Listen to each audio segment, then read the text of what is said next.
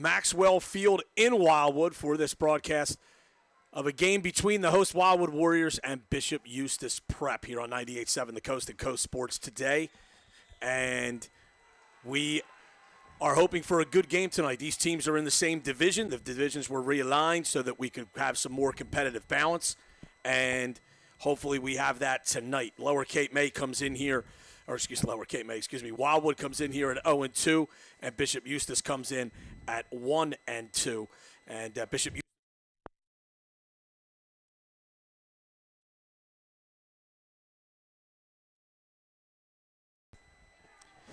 You got to be careful with this. The plug was loose.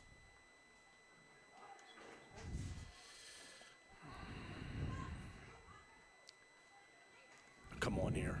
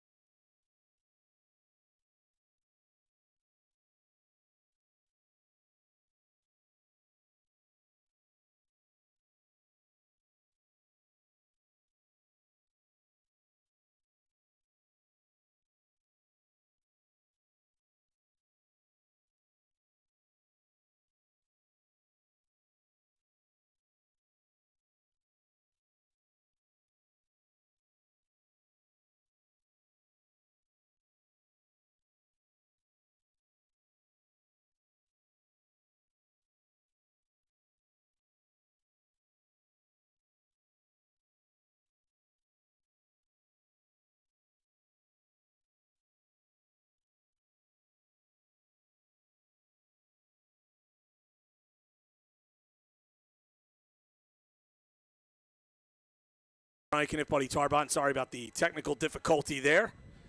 Loose plug, knocked power off for us. We are live on 98.7 The Coast and on the Coast Sports Today Facebook page. Wildwood against Bishop Eustace. Wildwood wearing the maroon jerseys, trimmed in white with white helmets and white pants. Bishop Eustace with the all-white uniforms trimmed in blue and gold with blue and gold helmets.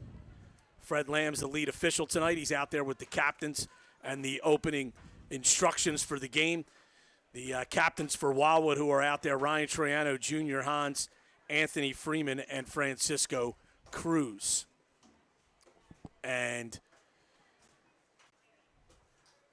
both of these teams come, Wildwood looking for its first victory. This is their first home game. Their first two were on the road. They lost to Cumberland in their opener in a game they really were never in. Last week against Shalleck, they trailed just 16-12 at the half, faded in the second half, and lost 29-12. And Wildwood certainly looking to get on the winning side. This is a program that for the last few years was just hoping to get a win. This is a season where they feel like they have the potential to do much more, and they're actually hoping for 3 or 4 wins. If you're watching on Coast Sports today, the video stream, you can see that Wildwood has a lot more numbers than they've ever had.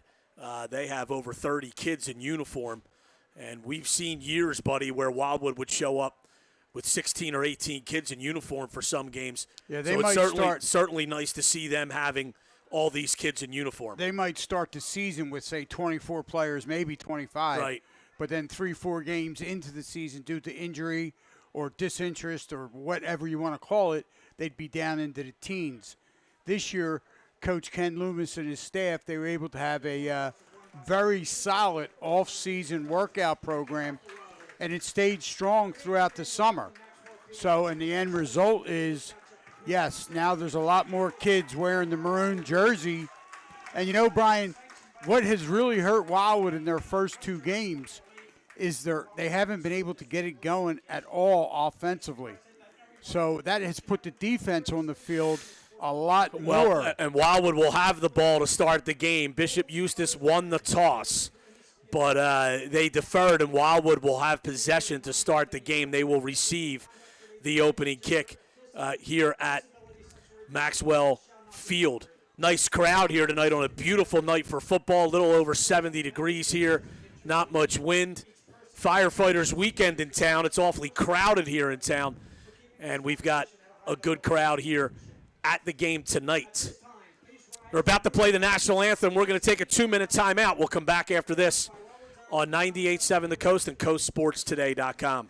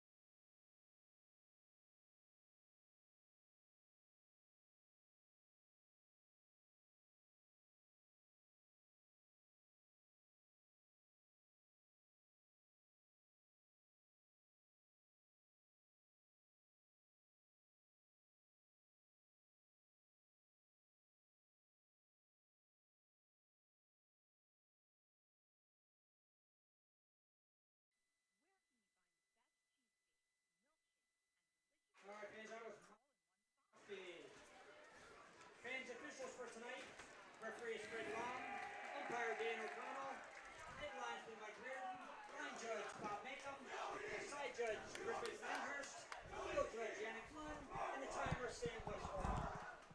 Enjoy tonight's game.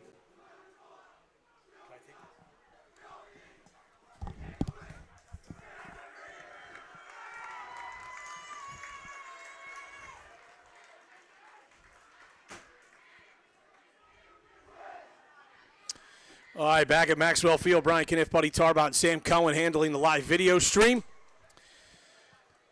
Happy to be with you on 98.7 The Coast. Wildwood and Bishop Eustis. Lucky Bones in Cape May proudly supports all the athletes in Cape May County. Stop in Lucky Bones for great food with great friends. That's Lucky Bones at the foot of the bridge in Cape May. Stop by Hassel's Ice Cream Parlor on 20th Street in North Wildwood right off the boardwalk for the best ice cream around. Open weekends through September. I hope they're open until at least 9 p.m. because Buddy's going to be by for a double.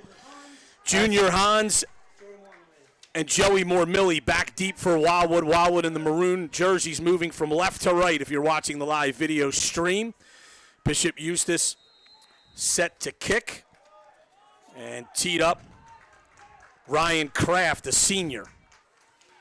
It's a high but relatively short kick taken by Hans at the 15.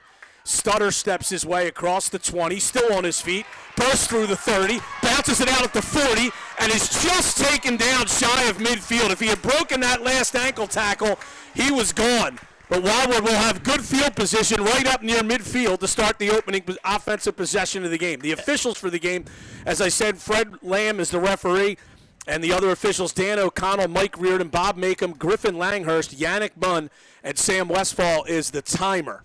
And Brian, Noah Glenn, a freshman for the prep, he made that touchdown-saving tackle because, as you said, there you saw how Junior was very deliberate when he caught that ball. He took his time. He actually stopped, and he watched where his blocking scheme was, and then he exploded up the middle, made a nice fake to his left, cut back to the right, and he was up midfield. And if Noah Glenn did not come there and make that game, or should say touchdown-saving stop, Wildwood will have the ball 1st and 10 right on the 50-yard line. And they'll have they'll have more Millie back in the backfield behind Hans, who will set up in the shotgun. Wildwood will go with 4 receivers. They normally do not play with a tight end. So Hans in the shotgun here, ball at midfield, first possession of the football game. Hans takes the snap. He's back to pass, throws it out in the flat. It's caught, but losing a yard on the catch is Harley Busham. Quick wide receiver screen, and Busham was hit right away. It'll be 2nd and 11. Yeah, that was just a very good read that time by the Bishop Eustace defense. And as Brian said, the completion was out to the left flat, or I should say right behind the line of scrimmage, but Harley Busham, unable to get anywhere, was dropped for that 1 yard loss. One player to watch out for Bishop Eustace, Dominic de Blasio, offensive guard, defensive tackle. He is headed to Bucknell, and he's Bishop Eustace's best player. 2nd down and 11 for the Warriors. Ball at their own 49. First possession of the game, no score. Long count, high snap. Handoff to Millie, and he picks up about 3. It'll bring up pick up of 2. It'll bring up 3rd and 9. Number 55, Jackson Beetleman. 3rd down and 9 for Wildwood. Ball just over the midfield stripe at the Bishop Eustace 49 now. And big early 3rd down for both teams here. Yes, and, the Warriors, they want to get on track early in this football game to get their offense moving. That's what they have struggled offensively in their last 2 games. And talking to Coach Ken Loomis, he knows that they got to get that offense in gear tonight. Hans in the shotgun takes the snap, fakes a handoff, rolls to his right. And he is running around the right side, steps out of bounds inside the 40. And, I think we may have a problem here, buddy. I think a whistle blew on the far side. I think the officials thought that Wildwood had handed the ball off. And a whistle blew well before this play was over. Hans had run for about 12 yards and a 1st down. And yeah. they may have to replay this down, or I don't know how they're going to handle this. Well, that is exact. The whistle did blow. We both heard it, and I actually did like a double take, looking for a flag or some sort of, penalty that would stop the play automatically. Needless to say, the Wildwood coaching staff is not happy. Stopping the play. So we had an inadvertent whistle, and now we have to replay this down. Wildwood had gained 12 yards and a 1st down. Buddy, they kind of train you in just about every sport in officiating. Hold your whistle as long as possible. Well, not only Someone was guilty of that, of not doing that on the field in this officiating crew. Well, he shouldn't have had the whistle in his mouth. That's what they teach you. 3rd down and 9 for Wildwood again as they have to replay the down. Hans takes the snap, back to pass, slings it out far side, incomplete. And now Wildwood will have to punt. Was looking for James Wires on the outside.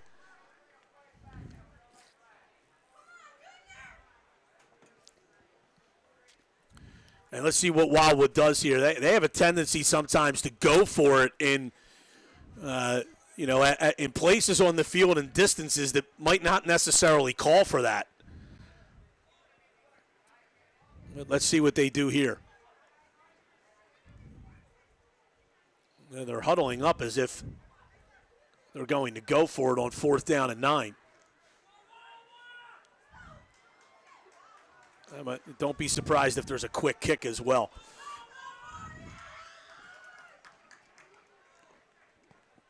Hans in the shotgun on 4th and 9 at the Bishop Eustace 49. Takes the snap. It's back to pass. Slings it out to Millie. That was a backward pass. Wow, this is being called incomplete. And it looked like a backward pass from here. but it's an incomplete pass, and Bishop Eustace will take over on downs Yeah, they're going at to their own 49. at their own 49. So the Crusaders, Eustace will start out in great field position. And they're going to have a different quarterback than they've had. Aiden Bender, a sophomore, will start. Their freshman normal starting quarterback, Jax Marshall, is out injured.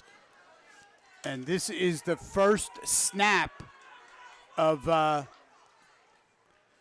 And he had trouble career. with that snap, and he's able to hand it off. There's a fumble on the far side, and Wildwood's got it.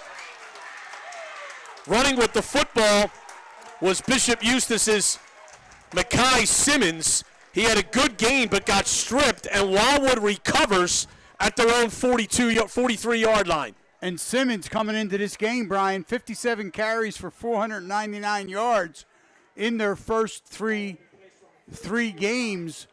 And, boy, that was a big turnover right there as he coughed that ball up inside the 45-yard line.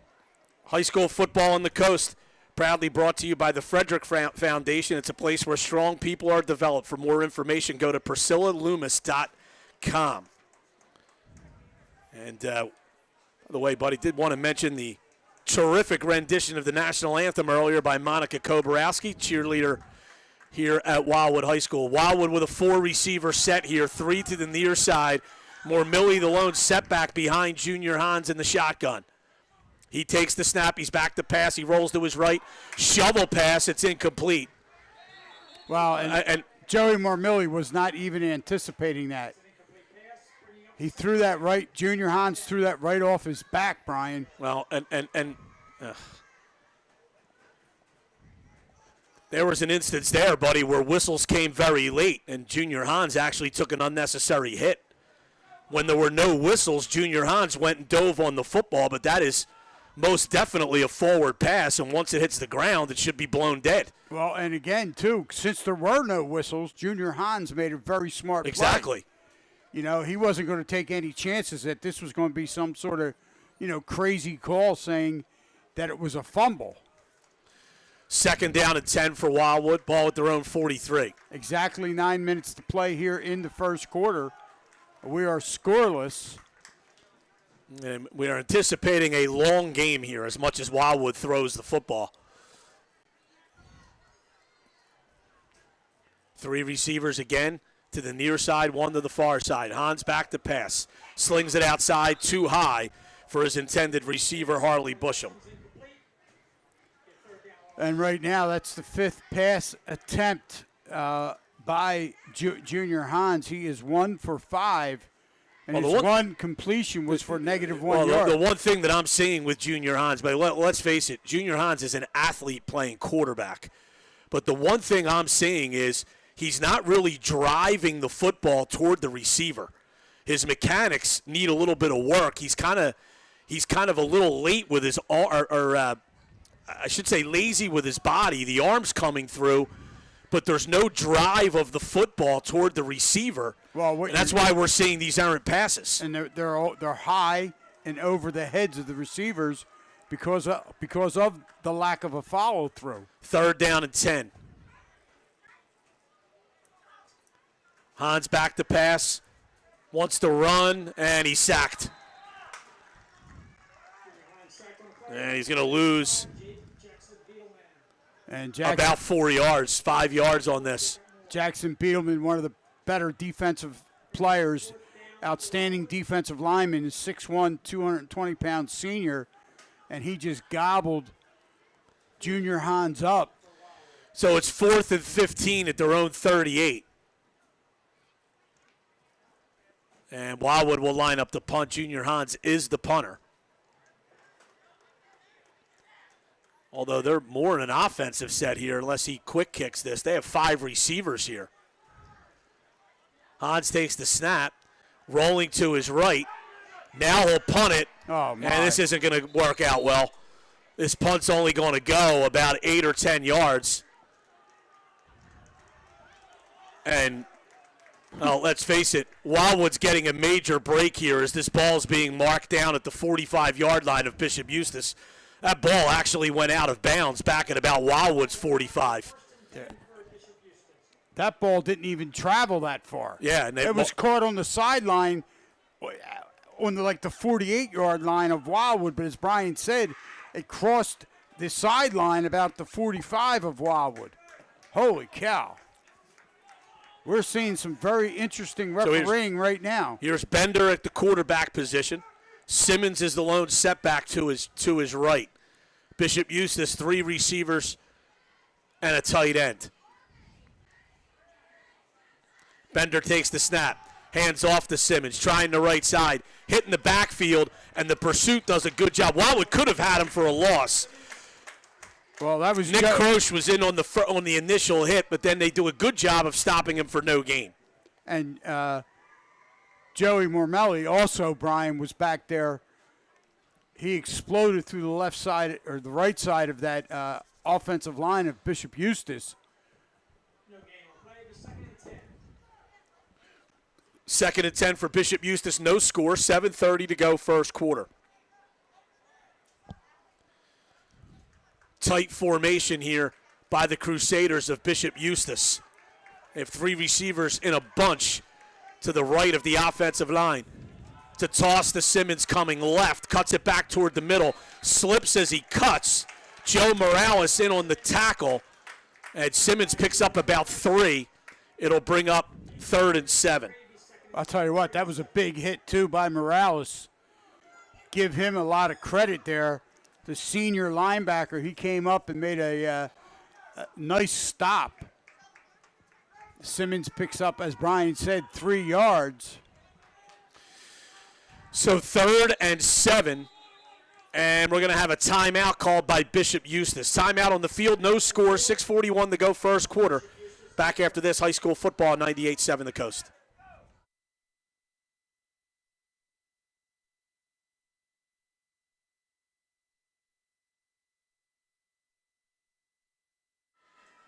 All right, instead, we will keep it here during this commercial break. Give us a chance to tell you that high school football on the coast is brought.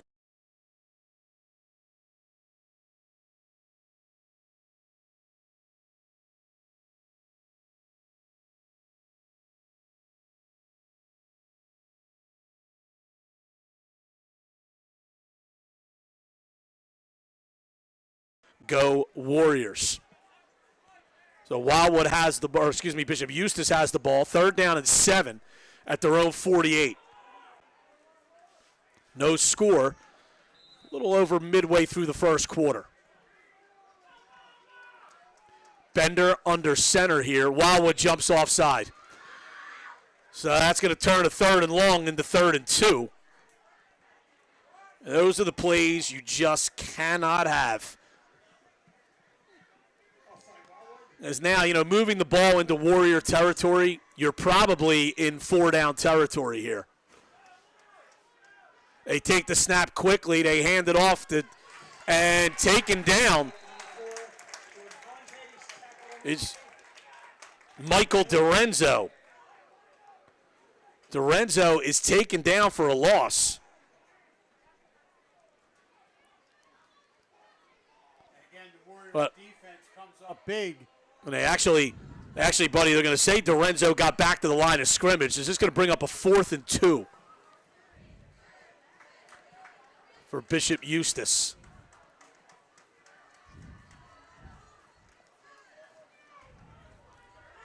Ball at the Warrior 47-yard line. Big play in this game here, early in this game. Another long count. It's a toss to Simmons. Cuts in. He's short of the first down. Great tackle by Anthony Freeman, who hit him right around the line of scrimmage. Simmons dove forward, but he is short of the first down. I don't know, Brian. This spot's going to be very generous. Oh, this is amazing, this spot. Very generous. He was taken down clearly at the 46-yard line. They marked this thing up at the 45. Which is going to give the Crusaders a 1st down. That ball, Simmons' knee clearly hit down well short of the 45-yard line, and they mark the ball at the 45 and give Bishop Eustace a 1st down. And the Warrior coaching staff is incensed here. We have a timeout on the field. And We have a Wildwood will call- timeout on the field. We'll take a 30-second timeout back after this on 98.7 The Coast.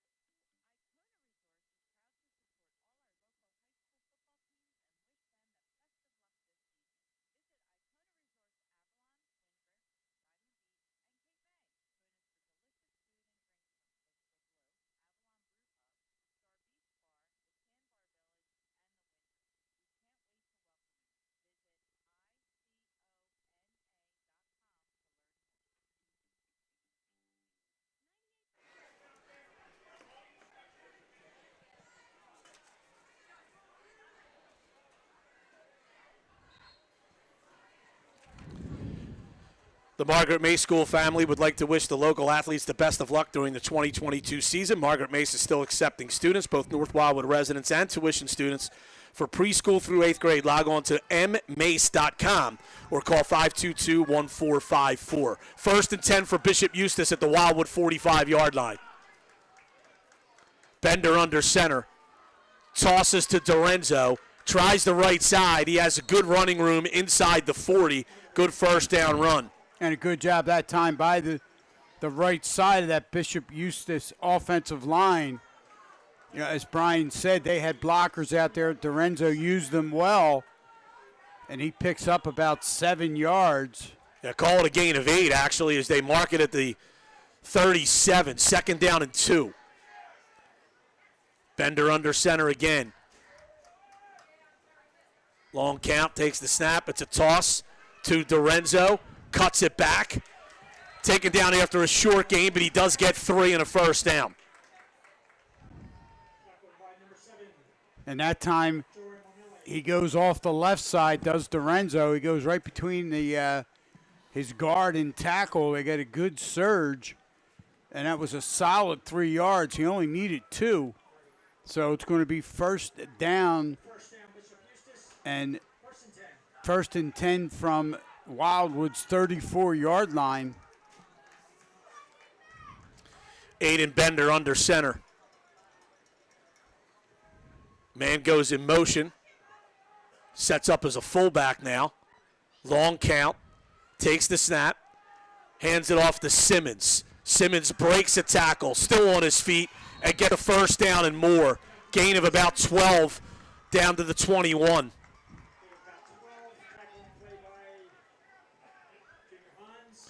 Junior Hans coming up from his safety position to make that tackle. Under 5 minutes to play here in the first quarter. You know, buddy, I'm going to be very interested to go back and review the video on that fourth down play where Bishop Eustace got probably about the most generous spot I've ever seen in a high school football game. Well, you know, absolutely. It appeared that the ball carrier was stopped well short of that first down. Bender under center here on first and 10 at the 21. Hands off to Simmons. Simmons spun to the turf by Joey Mormilli in the backfield. And Joey Mormilli, again, the senior linebacker, just does a great job. It's going to be a 2-yard loss, Brian.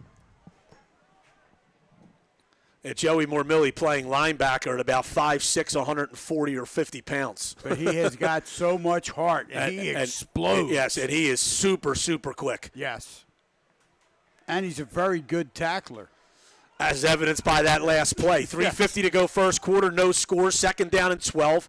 Ball at the Warrior 23-yard line for Bishop Eustace. Crusaders look to the sideline. Looks like the coaching staff may have changed the play here. Bender under center, takes the snap, hands to Dorenzo, and he's hit again by Mormilli and taken down after a short gain. Maybe got back to that original line of scrimmage, a gain of about 2. Well, right now. Maybe 3 up to the 20. And that was Joe Morales also in on that stop. Seems like right now every tackle is being made by Mormilli and Morales for the Warriors. Those two are all over the field. And they're probably two of the smallest guys out there. 3rd and 9, no score. Bishop Eustace driving at the Warrior 20. Inside 3 minutes to go first quarter. Aiden Bender, sophomore quarterback, under center. And it looks like the right guard for Bishop Eustis moved early, and that's going to move them back 5 yards. They'll turn this into a 3rd and 14.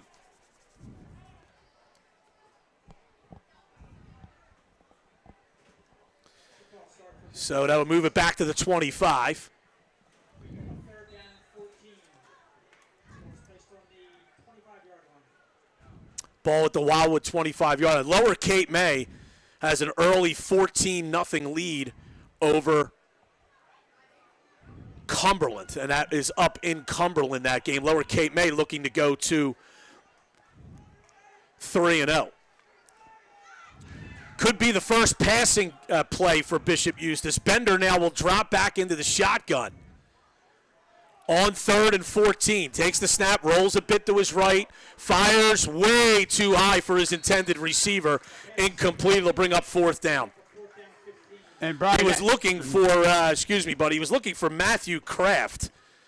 And Kraft was going to need some serious jumping skills to be able to get that. That ball was thrown about 10 yards over his head. well, it looked like he was looking for someone to be running a specific route, kind of down that right sideline, and there was nobody there.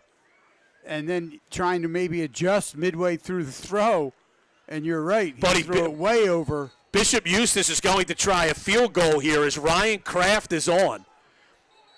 And Bishop Eustis now will call timeout. So timeout on the field. We'll be back with this 4th down play, perhaps a field goal attempt right after this. No score late first quarter on 98.7 The Coast.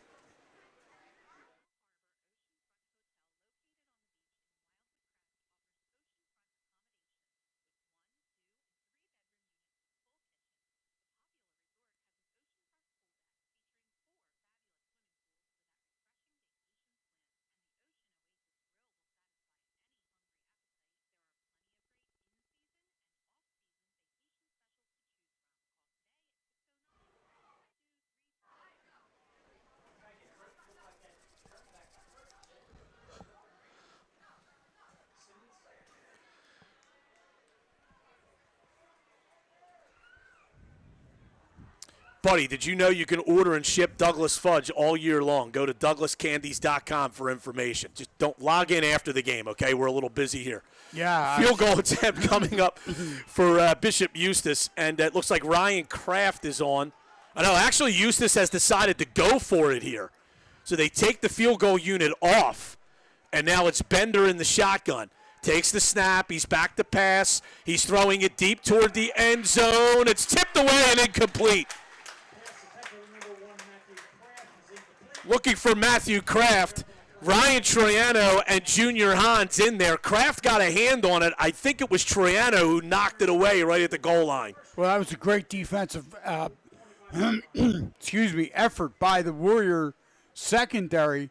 And, Brian, as you said, Ryan Troiano, he was back there and he played that well.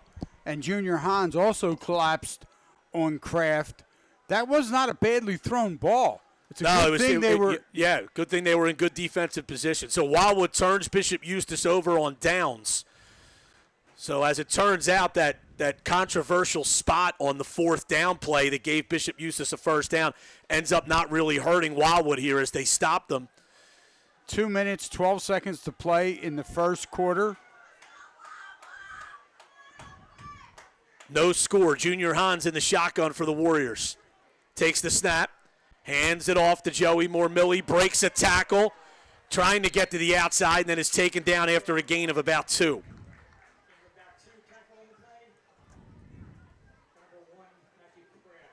Kraft on the stop. And actually, they're going to mark this ball up at the 28, so it's a gain of 3 for Joey Mormilli, 2nd and 7.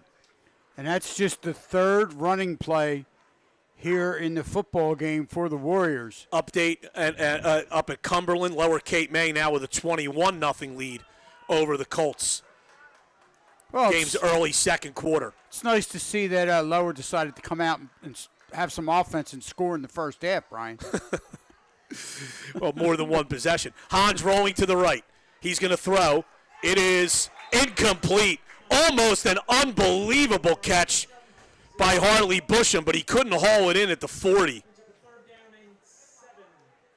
And he was open, and again, that pass just sailed. And again, 3rd down and 7, 1:20 to play. And now that is 5 straight incompletions by Junior Hans. He's 1 for 6, and his one completion was for -1 yard. Wildwood has gained offensively exactly 0 yards. They have 5 yards, does Joey Mormilli, but Hans was sacked for a 5-yard loss.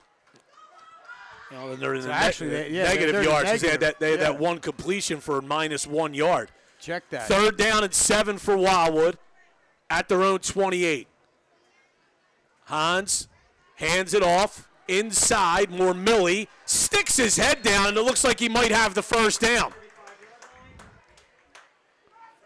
Well, He got hit at the 29, but really drove forward and got to that 30, or hit at the 34, and really drove forward and got to the 35, giving Wildwood their first down. Good call there on 3rd and long to go with the draw play. And again, Joey Mormilli just showing his absolute toughness. 55 seconds to go. Clock is running here in the first quarter. No score. Beautiful night for football here at Maxwell Field. Glad you could join us here on 98.7 The Coast. Brian Kniff with Buddy Tarbon. Sam Cohen handling the live video for us. Hans in the shotgun. Takes the snap. He's back to pass. Throws it out in the flat. It's complete. Turning the corner is Anthony Freeman. Diving forward, and he picks up about 7 on 1st down. So Wildwood, a couple of good plays here on their last 2 offensive plays. And it's a gain of 7 there. And it'll bring up 2nd and 3.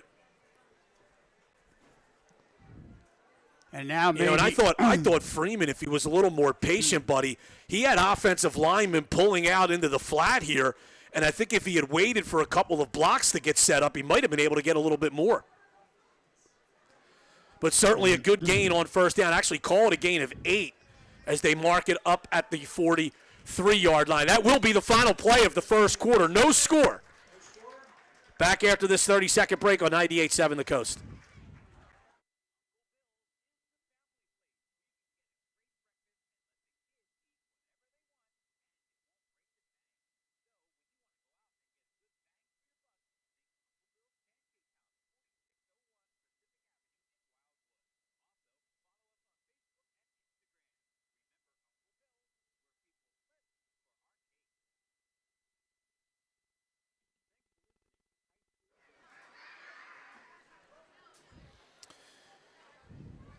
High school football on the coast, brought to you by La Piazza in Wildwood. If you've worked up an appetite at the game tonight, check out La Piazza sometime this weekend for a delicious homemade Italian meal. That's La Piazza in Wildwood. Jersey Shore Kitchens is proud to support all Cape May County schools and athletes. Jersey Shore has been proudly serving the county for the past 25 years. That's Jersey Shore Kitchens, where you can turn your dreams into reality today. And no score between Wildwood and Bishop Eustace as we start the second quarter. When you go into La Piazza, Joey M., he might even come to your table and sing for you. Serenade you. Why not? Great food. Great atmosphere. Great atmosphere.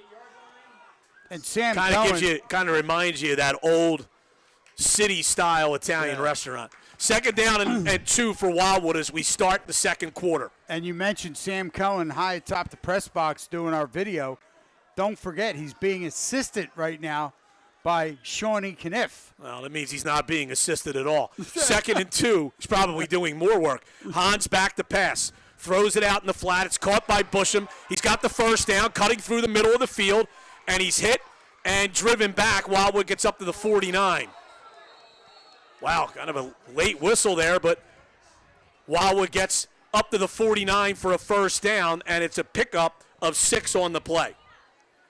So a lot of these quick hitters, all of a sudden for Wildwood, on the last couple of plays with the passing game, buddy, being successful. Well, as Wildwood gets it up to their own 49. Junior Hans had thrown 5 straight, and now he's completed his last 2. So that one hookup with Freeman, that can settle him down, and hopefully he now can get into a groove. Hans in the shotgun on 1st and 10 for Wildwood. That was their second first down on this drive. Ball at their own 49. He takes the snap. He's back to pass. He fakes. He's running to the right. He's trying to turn the corner. He's got a first down and more inside the 35-yard line and steps out of bounds. Wow, and right there, you were able to see, if you're watching it on video, the pure athleticism of Junior Hans. Buddy, they're going to say he stepped out of bounds up at the 36, so it's a gain of 15 and a first down for Wildwood. Well, you're right, buddy. And you know, he could have tossed it to Mormilli in the flat, but obviously that was a great decision keeping the football as he picks up 15 and doesn't take a hit as he runs out of bounds up at the 36. Absolutely. I mean, he dipped in on that right side. Then he pulled himself back out, and he went wider around that right end, scampering down the sideline. First and 10 for Wildwood at the Bishop Eustis 36. 10:20 to go, first half, no score. Hans takes the snap, hands this time to Mormilli. Mormilli, a good run off the right side, and he gets down inside the 30. Bring up second and short. Well, the right side of that Wildwood offensive line, boy, they opened up a nice hole. And Mormilli, with that quickness, those quick feet, he hit it hard. And gain of about 7. It'll bring up second and a long 3.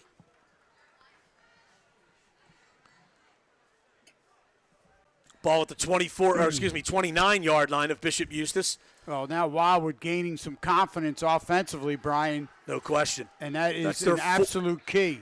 Fourth first down on this drive. Hans in the shotgun. Takes the snap.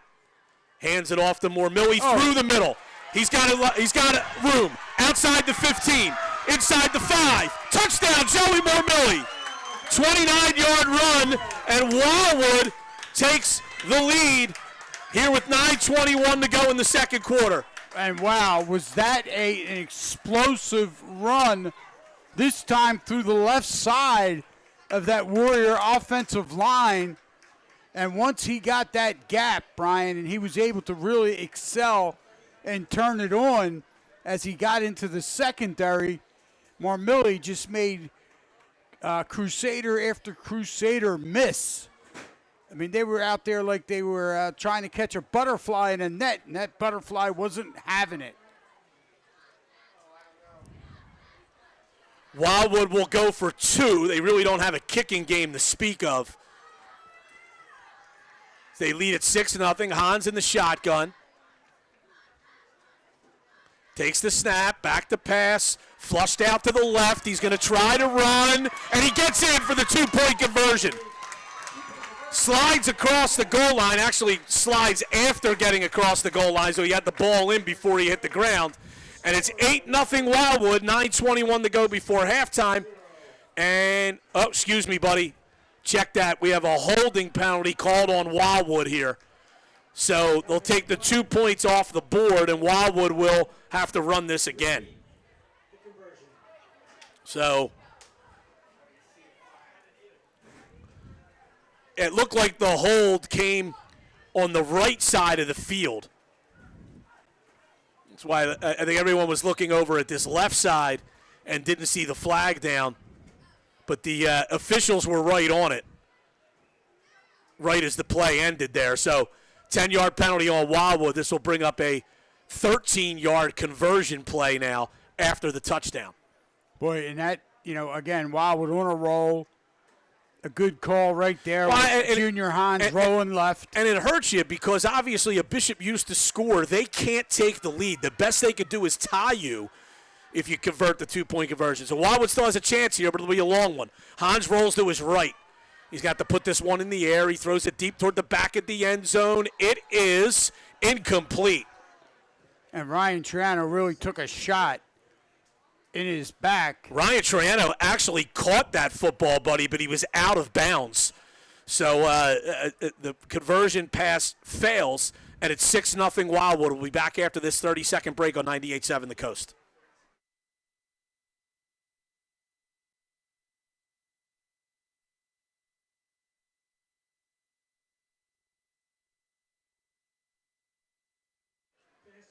All right, so instead we'll keep it here. Wildwood leads at 6-0, 9:21 to go before halftime. Thanks in part to sports injuries, male youth athletes are twice as likely to be prescribed opioid painkillers and 4 times more likely to abuse those pills than non-athletes. Talk to your doctor about alternatives to opioid painkillers. This message is brought to you by Cape Assist. You can check them out at capeassist.org. Coastal Blue Oceanside Bar and Grill is open year-round, serving breakfast, lunch, and dinner. Come down and enjoy fresh local flavors and delicious signature cocktails at Coastal Blue in Diamond Beach, just south of the Crest. The Bal Harbor Hotels in Wildwood Crest, proud supporters of our local schools. They'd like to wish all of the athletes and coaches the best of luck this season. Check them out online, balharborhotels.com. And, of course, we wouldn't be able to bring you these broadcasts without all of our gracious sponsors, so we thank them immensely. Wildwood leads at 6-0, 9:21 to go before halftime. Beautiful night for football here at Maxwell Field. Absolutely. And, Brian, we need to point out this is Wildwood's first lead of this football season. In their first home game, their third game of the year. And I'll tell you what, there's a nice crowd here. Hans, a nice group of, nice crowd of Wildwood Warrior fans have come out tonight. short kick, and this is going to go out of bounds. So there's some options here for Gloucester or for Bishop Eustace. Looks like the ball's out of bounds at the 32. Ryan Troiano took that kickoff, buddy, and it looked like he was actually trying to hit a line drive right at an up man to perhaps cause a loose football. And he actually just missed. And it missed everybody and goes out of bounds. And Bishop Eustace will take it.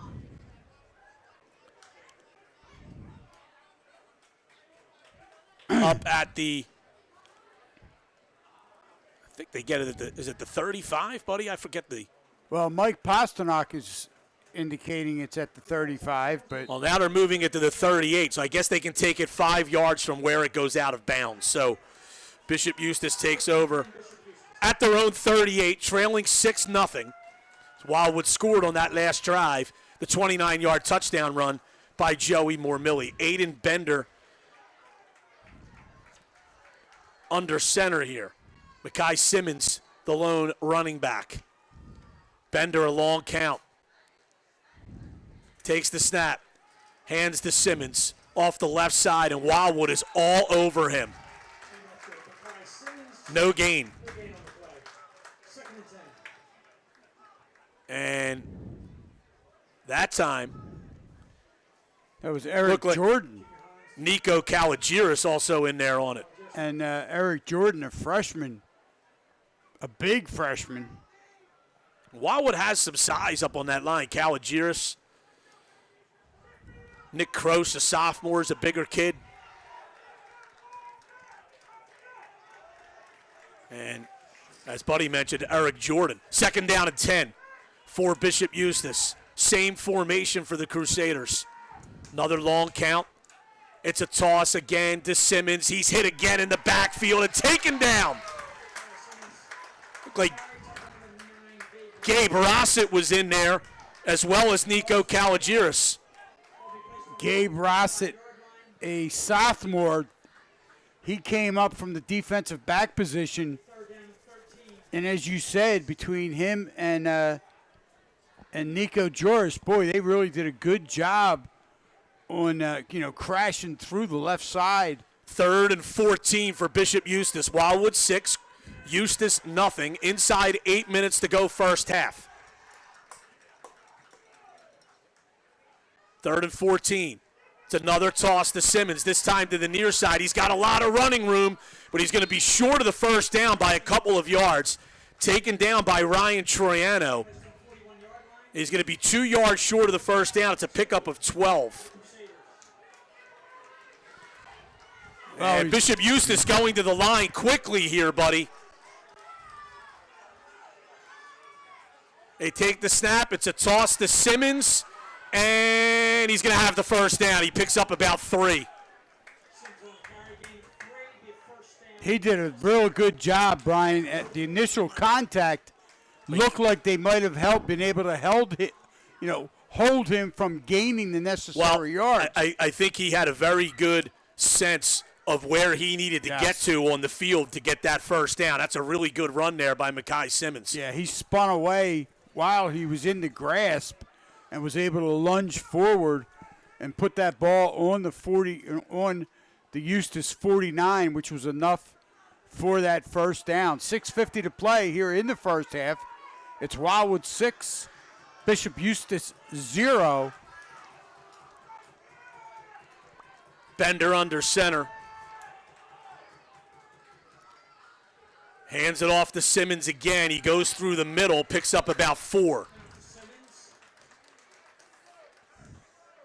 And Bender takes advantage as he runs over to the sideline. Right after that play, he sprinted over to get the play from the coach.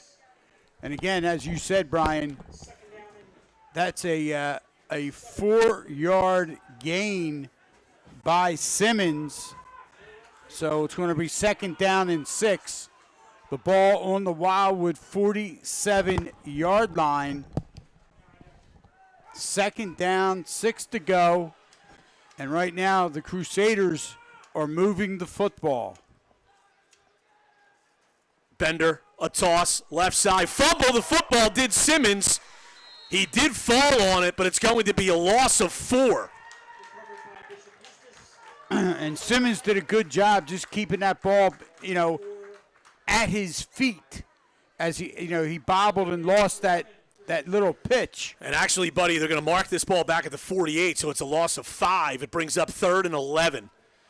Big play for the Warrior defense. They lead 6-0, 5:20 to go first half. Clock is running.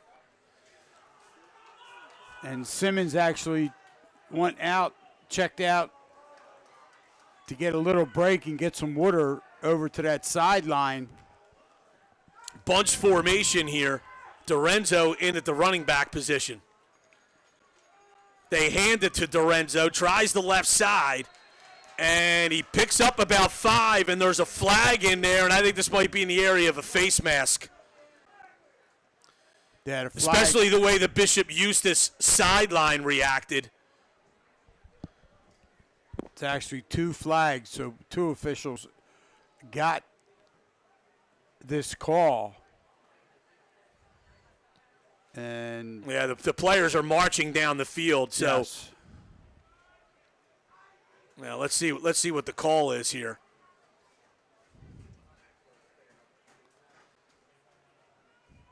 And it will be personal foul variety. So it is a first down for Bishop Eustis.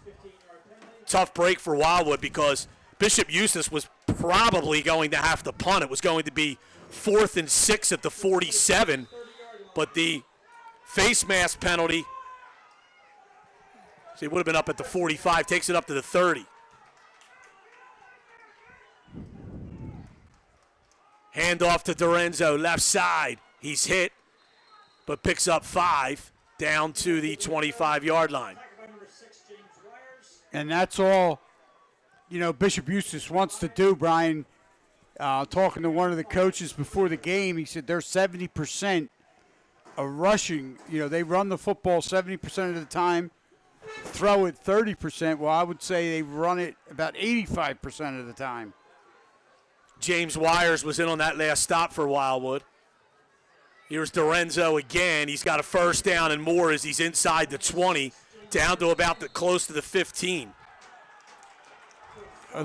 We had a fumble at the end of the play, buddy, and Wildwood's got it. Yeah, that's what they're saying. Dorenzo coughed it up, and Wildwood was able to recover that fumble. That's the second turnover. Buddy, it's interesting. No one on this near side saw that, but then everyone reacted to a couple of Wildwood players jumping in the air in celebration, and Wildwood will have it at their own 15. That is a huge break for the Warriors with 4:04 to go in the half as Bishop Eustis turns it over at the Warrior 15-yard line. Oh, and Brian, I was just about to say, with the way Eustis has been pounding the ball on the ground, it appeared they were starting to wear out the Warrior defense a little bit.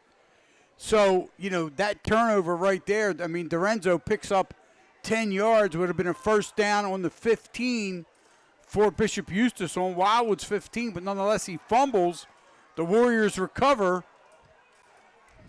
And they have it 1st and 10. Hans in the shotgun. Hands off to Millie, and he maybe gets a yard. Very short gain.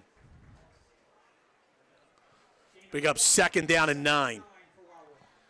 But more importantly, really, the clock is moving deep in their own territory. I'm actually surprised that Eustis didn't use a timeout there. I think they only have one left. One remaining, so I guess that's why they didn't take it there.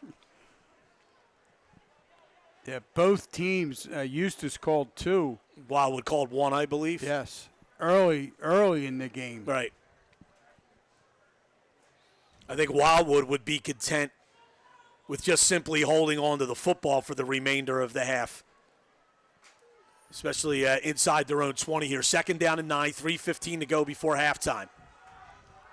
Hans in the shotgun. Takes the snap. It's a high snap. He does well to go up and get it. Millie bouncing it outside. He's got a lot of room, and he's got about a gain of about 7 or 8 up close to 1st down yardage. Well, again, Millie taking it through that, over that left side. 25-yard line, be 3rd and 1. No, it's a gain of 8, and it's 3rd and 1 at their own 24. 2.5 to go before halftime. 6-0 Wildwood. Well, they have the football at their own 24. You want to talk about a big 3rd down play, obviously early in this game, 2:20 to go before the half, but this is it right here. Hans in the shotgun. Takes the snap.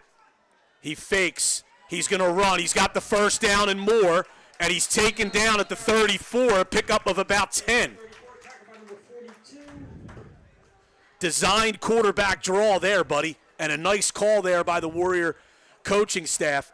2:03 to go. Clock stopped momentarily till they reset the chains.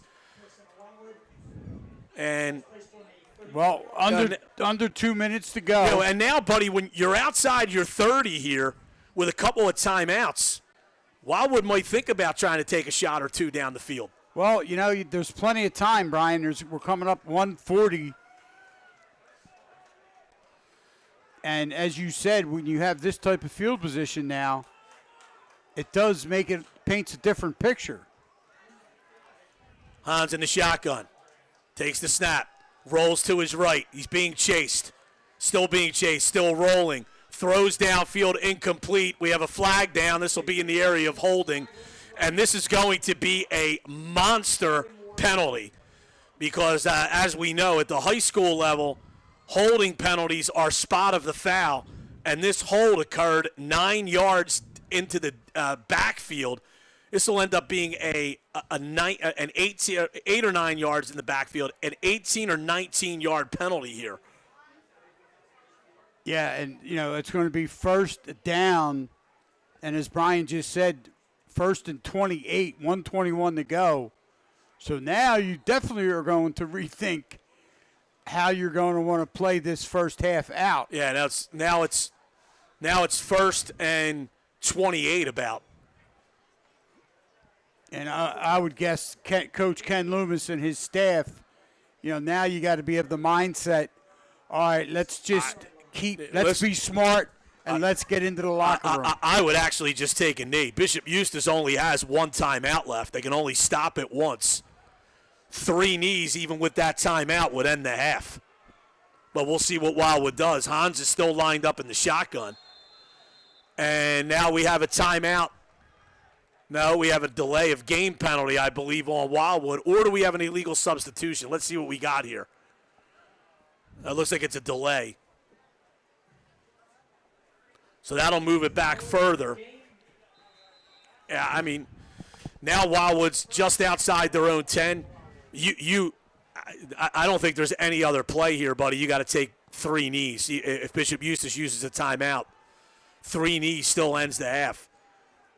They decide to try to run it, and that handoff barely got given to Joey Millie as he was hit, and he loses about 3 yards. And I am shocked that Bishop Eustace has not used that last time out there. All right, now we're under 1 minute to play. Wildwood leading 6-0, less than a minute to go in the first half. And we'll see what the Warriors do here. As we said, Bishop Eustace does have a timeout left, but it's second down. There's going to be about 30 seconds left, if not less, by the time Wildwood snaps this football. And Wildwood's got to go to their own 44 to pick up a first. Hans keeps it, rolls to the right, Boy, and goes out of bounds. That's not a smart play. He was lucky to get out of the end zone. That's just not a smart play. You just take two knees and go to the locker room. You know, now you got a third down with 24 seconds to go. It's third down and enough real estate that if you sold it, you could retire a millionaire. And then now you're gonna have to end up punting when you could have just run the clock out. Well, again, that's going to make it now third down, and we're going to call it 39 yards to go. No, it's not 39. They need to get to the 34 for a first down. The ball's at their own 4. No, they need to get to the 44. You're looking 44. You're right. You're right. You're Yeah, so it is 39. First. And Hans is in the shotgun, standing on his own goal line. Takes the snap. Hands it off to Mormilly. Mormilly is taken down, and there's Bishop Eustace using that final timeout. Timeout on the field. Mormilly, no gain. Timeout on the field. We'll keep it here with 18 seconds to go. Hemingway's at the Grand in Cape May is the locals' favorite restaurant for lunch or dinner. That's Hemingway's, oceanfront on Beach Avenue in Cape May. You can follow them on Facebook. Icona Resorts is proud to support all our local high school football teams. Visit Icona Resorts Avalon, Windrift, Diamond Beach, and Cape May. Icona Resorts can't wait to welcome you. So, you know, Wildwood is going to have to punt this ball away. Yeah, it's now fourth down and 42. And just, you know, and I don't know if it was the play call or if it was the decision that Junior Hans made, but him running out of bounds on second down and stopping the clock is forcing a very tenuous play here for the Warriors late in the half. You're being quite generous. So Hans is standing about 7 yards deep in his own end zone on fourth down. 18 seconds left to play in the first half. Wildwood on top 6-0. Snap is good. He kicks it away. It's low and short, but it's kind of a rugby-style kick that bounces. Wildwood does the right thing, doesn't touch it. Ball comes dead, and the whistle finally blows with 8 seconds to go. But Bishop Eustace, buddy, is still in a place on the field where they could throw the ball to the end zone here at the Warrior 32-yard line. And that's where they're going to take over. 1st and 10 on the Wildwood 32. Now, Wildwood calls a timeout. The one thing is, like you said, Brian, you know, there's one play here. Throw the ball to the end zone, and if you're Wildwood, you got to make sure your defensive players don't create any kind of contact, because then you'd end up with a 1st and goal if they do interfere. Wildwood took a timeout here just to kind of set their defense, let the kids know what's going on. But again, buddy, I'll go back to you don't even have this play for Bishop Eustace if you just simply go to victory formation at the end of the half there. Bishop Eustace only had the one timeout. They would not have been able to stop the clock. But Hans running out of bounds on second down as he was being chased gave Bishop Eustace an opportunity to use that timeout after third down instead of after second down. And don't forget, to start the second half, Bishop Eustace will receive. Get the ball. And yes, remember, they will get the football. Obviously, a defensive penalty would extend the half here. So, ball at the Wildwood 32-yard line. And Aiden Bender goes up and leads his offense out on the field. He's in the shotgun here. Eustace with 3 receivers split to the right side of the field. Bender now walks up to the line of scrimmage, now walks back into the shotgun, takes the snap. It's a toss. Dorenzo's going to throw. Throws it toward the end zone, tipped away by Junior Hans at the 5 with 2 seconds to go. So Eustace will get another play here.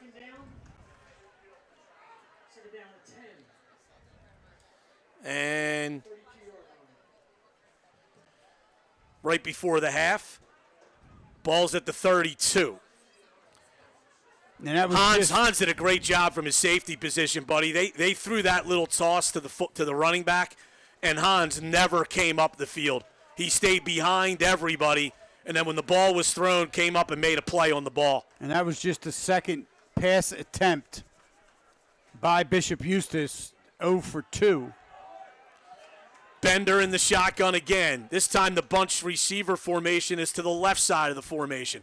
Bender will roll to the far side. He is looking. He throws. It is incomplete. Knocked down by James Wires, and that will end the half. Knocked down at about the 20-yard line.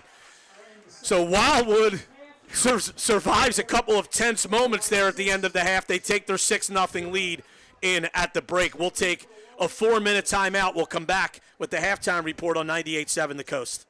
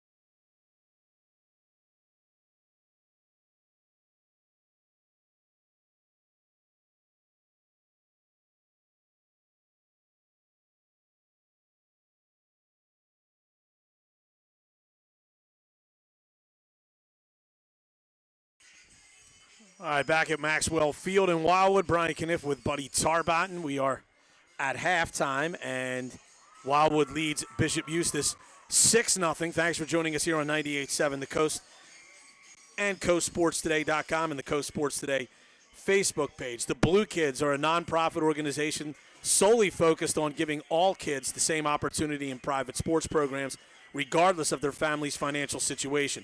To donate today, go to thebluekids.com. The Step Back Foundation strives to motivate and inspire kids at an early age. If you would like to help the Step Back Foundation give back to the community, including local athletes, go to thestepbackfoundation.com. And the Step Back Foundation, Buddy, will be holding one of their major fundraisers on November 11th at the Mud Hen, always a well-attended community event. So Wildwood leading Bishop Eustis 6-0 here at the half. And neither team really moved it on their first two possessions. Bishop Eustis got the benefit of a very good spot on a fourth down play to continue a drive, but they ended up turning it over on downs. And then Wildwood took over on their own 25, and a nice 75-yard drive capped by a 29-yard touchdown run by Joey Mormilli. That's the only score of the game so far, as this game goes to the half with Wildwood leading 6-0. And Brian, when you look at the stat sheet, I mean, it's 6-0 Wildwood on top, and this game has been very even. Wildwood has a total of 67 yards, 54 yards on the ground, 13 yards through the air, and Joey Marmilli, he's carried it 9 times for 54 yards, and 17 yards has been picked up by Junior Hans, who's also been sacked a couple of times. Through the air, Hans is 3 of 9 for 13 yards. So, right now, Wildwood, again, they have not turned the football over, so that's been to their advantage. Bishop Eustis, on the other hand, they have 59 total yards. And the big number, Brian, is Micah Simmons, who came into this game with 499 yards on 57 carries. He's carried it 11 times in the first half for just 29 yards. So Wildwood has done a very good job in keying on him, focusing on him, and containing him. Michael DiRenzo, their second leading rusher, he's carried 6 times for 30 yards. But the negative for the first half with both of those guys, Simmons, he coughed up one, he fumbled, and Wildwood recovered. And then DiRenzo, with his team on the verge of maybe going in to score, he fumbles on the 15-yard line of Wildwood, and the Warriors recover. So they were the only 2 turnovers of the football game. And again, 59 total yards for the Crusaders, and the Warriors right now, leading 6-0 as they go into that locker room at the half with the lead for the first time this season. A couple of another score, Lower Cape May leading 27-0 over Cumberland at the half. So they are in good position there to pick up their third straight win to start the season. Actually, it's now, we have just got an update. It's 41-6. Actually, that 27-0 score was not at the half. It's now 41-6 at halftime. Lower Cape May leading Cumberland. Some other sports today. Middle Township's boys soccer team stays unbeaten. They beat Cedar Creek 2-0 this afternoon. And the Big 5 cross country championships were held this afternoon. Lower Cape May's Jack Cura, and for the second straight year, Wildwood's Macy McCracken with the wins in the respective boys and girls races. So some other things going on this afternoon in high school sports in the area. Again, it's Wildwood 6, Bishop Eustis 0 at the half. We'll take a 4-minute timeout. Back after this on 98.7 The Coast.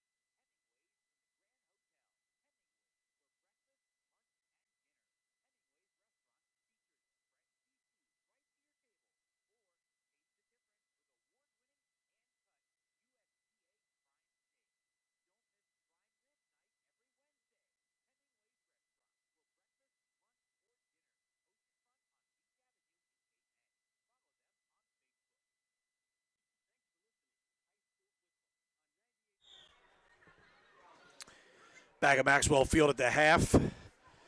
Wildwood leading Bishop Eustis 6-0. High school football on 98.7 The Coast and Coast Sports Today Facebook page. I'm Brian Kniff with Buddy Tarbont and Sam Cohen handling our video production. So a decent first half for the Warriors as they lead 6-0. Bishop Eustis will get the ball to start the second half. High school football on the Coast proudly brought to you by Crest Savings Bank. Banking since 1919 with branches to serve you throughout Cape May County. Check them out online at crestsavings.com. Wildwood Canines Woody, Vera, and Storm would like to give a pause up to all the athletes in today's game. Keep up the hard work. And again, Wildwood with this 6-0 lead here at the half. We do have a score from another game, and Lower Cape May leading 41-6 at the half, comfortably ahead of Cumberland. And see what Wildwood can do here in this second half. In the first quarter, up at Clayton, Jerome Licata kicked a short field goal to give Middle Township a 3-0 lead over the Clippers. Looks like a 21-yard field goal was made. As the good doctor Sharon Remender sends us, not only gives us the score, buddy, but sends us video as well. And that's why she's the best athletic director, if not in this state, definitely in all of South Jersey. Says that as he's sitting in Wildwood's press box. You got to be careful here. Don't get me started. But I will say, buddy, even though it's not that large, this is one of the nicer press boxes that we've been in.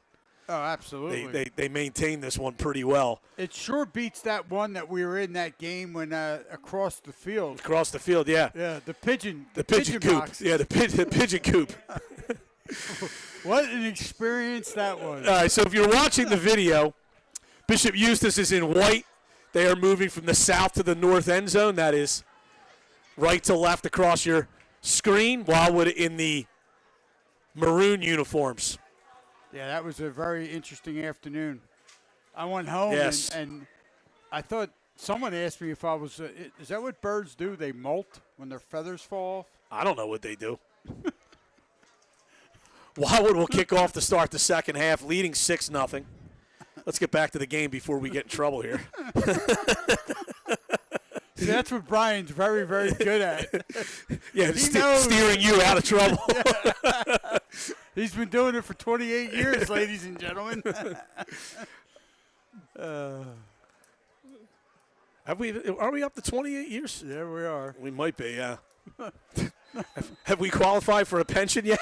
Sure. Is that not the truth? As I tell people, they're like, you and Brian have been together for 28 years? I said, yeah. I was married twice. It never even came close to that. Wildwood to kick off here to start the second half. Joey Mormilli will take this one. It's a hard, short kick. Fielded nicely by an up man, Noah Glenn, who does the smart thing and falls right to the turf. Bishop Eustis will have good field position at their own 45. Pretty good hard bouncing kick. Glenn made a nice play on the ball, and Eustis will have it. Well, first and 10 at their own 45. Noah Glenn, Brian, he's just a freshman. 5'10", 164 pounds. He plays running back, linebacker, and defensive end. And as you said, and obviously playing up man on special teams. We'll have to check later to see if he's also driving the bus home. Yes. Aiden Bender under center. Bunch formation by the receivers to the right side of the formation. They hand it off to Simmons through the middle. He picks up about 3 or 4. Makai Simmons on the run.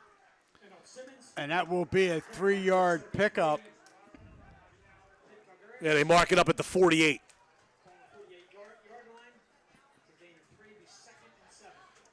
You know, two of the lower level programs, you know, because of their number situation and experience in the West Jersey Football League. And, you know, when that happens, you can get a pretty good football game. We've got a good one here. 6-0 Wildwood, early stages, third quarter. Second down and 7 for Bishop Eustis. Ball at their own 47-yard line.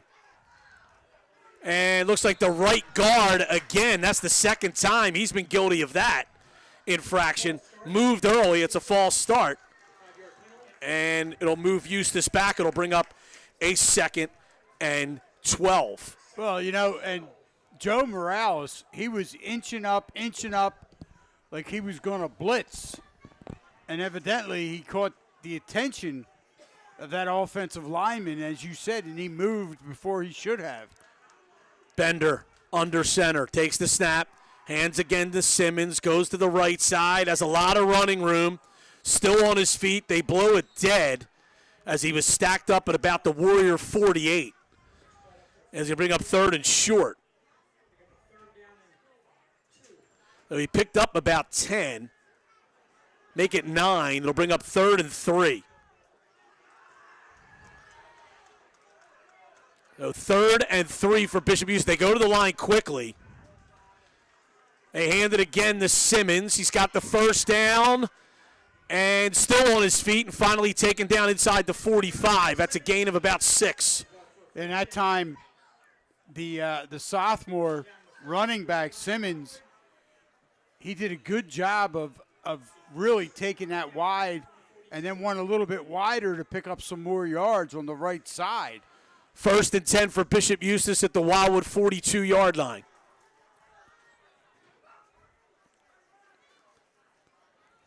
Simmons still in at running back. Wildwood leads 6-0, early stages, 3rd quarter. Bender under center. Long count. Hands to Simmons. Simmons is hit and taken down. He was hit hard. He was initially hit by Nick Croce. Simmons was dragging him a little bit. And I didn't catch that number. I don't know if you did, buddy, but someone for Wildwood came in and really finished him off after a gain of about 4. Well, it was number 3, Joe Morales. And he came in, and as you said, he took advantage of the fact that Simmons was being slowed down and really popped him. 2nd and 7. They give him a 3-yard gain at the Warrior 39-yard line. Bender goes under center again. Dorenzo in at the running back position now. Fumbles the handoff, but is able to dive on the football right at the line of scrimmage. And they've had some problems with fumbling handoffs tonight, buddy. And that's exactly what that was. That was a poor exchange. And again, you have a quarterback who's playing his first varsity minutes under center. 3rd and 7. Aiden Bender, the sophomore. 3rd and 7 for Bishop Eustace. Ball at the Wildwood 39. Big defensive play here for the Warriors. They lead 6-0.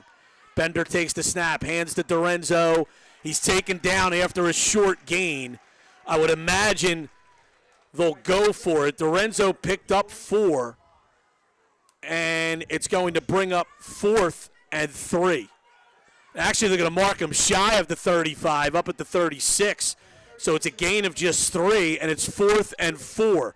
So huge play early in this second half with Wildwood leading 6-0. Inside 8 minutes to go, 3rd quarter. 4th and 4 for Bishop Eustace. Bender takes the snap, tosses to Simmons. He is hit, and I think you're going to mark him short, buddy. They needed 4. I think he got 3. Wildwood's going to take over on downs. Wow, that was a big defensive play, and I'll tell you what, Anthony Freeman slowed him down. Yes, he did. A little bit in the backfield. Right. And that would have been, that would have been a no doubt about he would not have picked up the first down. But Freeman did a good job at least to get back there and make him change direction, made him cut back, got his arms wrapped around his legs, was unable to hold on, but he slowed him down. So Wildwood makes the big defensive stop inside their own 35-yard line. They have the ball now, 1st and 10. Well, and again, that was a 4-minute, 17-second drive by Bishop Eustace, and Wildwood able to stop them, stop the Crusaders on downs and take over the football. Hans in the shotgun. 3 receivers to the near side, 1 to the far side. He takes the snap, hands it off to Mormilly. Mormilly lunges forward, picks up maybe 2. That's all going to depend on where they spot it. Looks like they're going to But put it you're up at right. the 35. It's a pickup of 2. I don't Second think down. Yeah, I was going to say, I didn't think it was 4th down. Mike Popovic's got to wake up over there. My gosh. You got one job. Flip the damn numbers. Well, thankfully, buddy, there's only 4 numbers on that thing. Yeah, really. Second down and 8 for Wildwood at the row 35. 7 minutes to go, third quarter. Warriors leading 6-0. They have the football.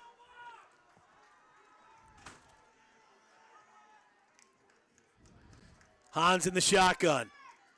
2 receivers split to each side of the field now. He takes the snap, back to pass, throws it. It's caught by Freeman, cuts up the field, cuts it outside across the 45, and he's down at the 48-yard line. And the ground caused that fumble. Well, we have a flag on the far side of the field, and I don't know who this is against. Now let's see what we got here.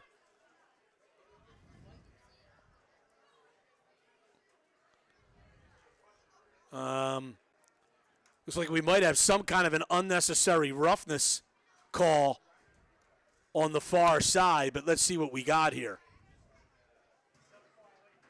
Well, they're talking to the captains of Bishop Eustace.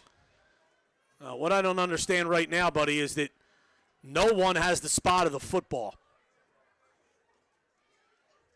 Football has not been spotted on the field, and none of the officials is standing where the ball went down, which was at the 48-yard line. It was a gain of 13 on the play. I don't know what the penalty will be here, but it looks like we're either going to have offsetting or there might be some kind of unnecessary roughness against one of the other teams. But the tackle was made up at the 48-yard line. Well, now they're standing back at the 45.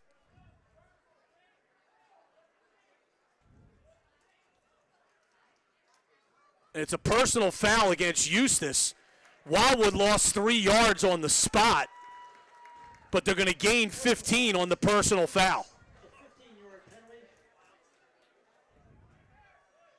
So officially, it's got to go down as a 10-yard gain to Freeman.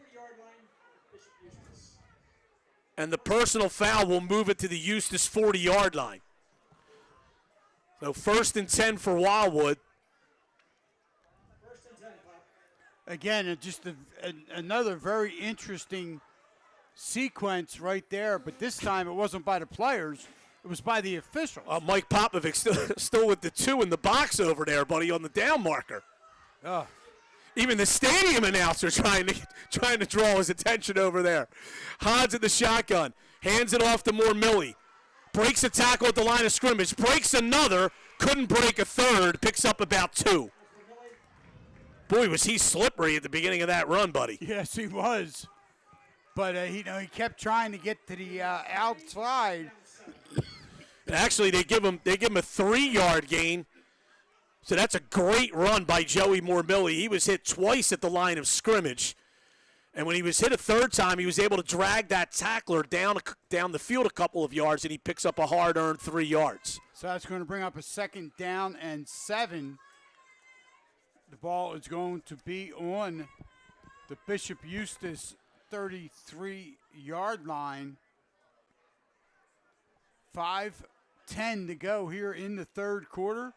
The Warriors on top 6-0 and trying to add to their lead. Hans in the shotgun. On 2nd and 7 at the Eustace 37. Takes the snap. Hands it off again to Mormilly. Mormilly, maybe a half a yard. That's about it. Yeah, there was nothing there. Excuse me. The right side of that Bishop Eustace defense, they did a great job. They collapsed quickly. And on that tackle, they had, 2 or 3 Crusaders were right there. So it's 3rd and 7 for Wildwood. Ball at the Eustis 37. Wildwood leading 6-0. Clock approaching 4 minutes to go, third quarter. And Wildwood's got to hurry up here because their play clock is going to be inside 5 seconds very shortly. Hans takes the snap. They get the play off. He's back to pass.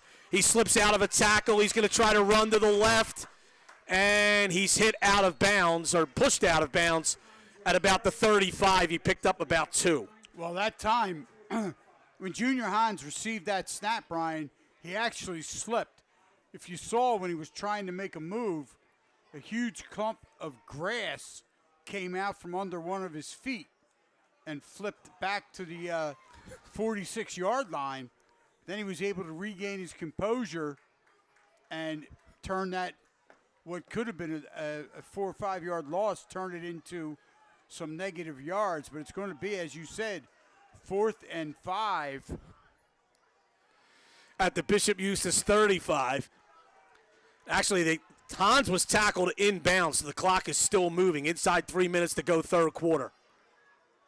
Hans takes the snap, rolling to his right. He's going to try to run. He is up close to the first down. I don't know if he got it. Well, If they mark him on the 30, he got it. I'm not sure where they're going to mark it. it's going to be on the 30, first down Wildwood. They give Hans a pickup of 5 on that 4th down play and a first down. And more importantly, with Wildwood in the lead, buddy, keeps the clock moving. 2:48 as Hans was actually pushed out of bounds. So it stops that clock until the next snap. But yeah, Brian, you are correct. The Warriors now with a fresh 1st and 10 from the Bishop Eustis 30-yard line. They need not be in any type of hurry. Still need another score. It's a very, very slim lead at 6-0. And Wildwood didn't get the playoff. Delay of game.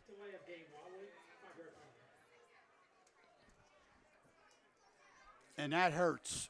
They're the type of penalties. There's no excuse for a delay game. Well, you have not an inexperienced player in Junior Hans, but an inexperienced quarterback that you have to identify that back judge, the timer, the play, who's handling the play clock.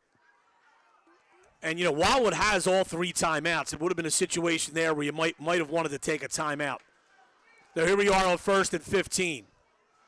Hans takes the snap, rolling to his right, and he's sacked. With 3 Bishop Eustis players were on him almost immediately after he caught the football. It's going to be a loss of 4. Yeah, Eustis really got after that. The offensive line there for Wildwood, buddy, you got to do a better job. I mean, if you simply get in front of Bishop Eustis, it gives Hans more time. He caught that football off the snap, and those kids from Eustis were right in his grill right away. Right there was number 65, Dominic de Blasio, the 6'6", 280-pound tackle, and Jackson Biddleman, who's a 6'1", 220-pound defensive player, and they just blew up, as you said, that side of the Wildwood offensive line. So now it's 2nd and 19. Ball back at the 39 of Bishop Eustis.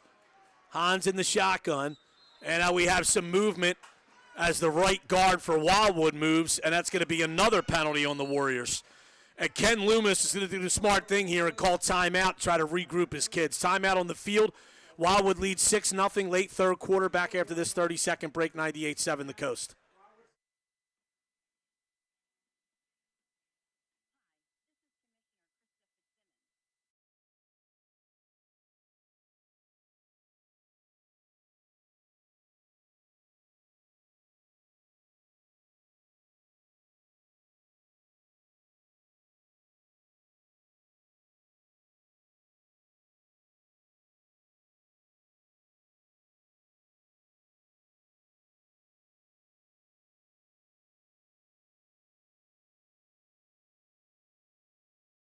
Lucky Bones in Cape May.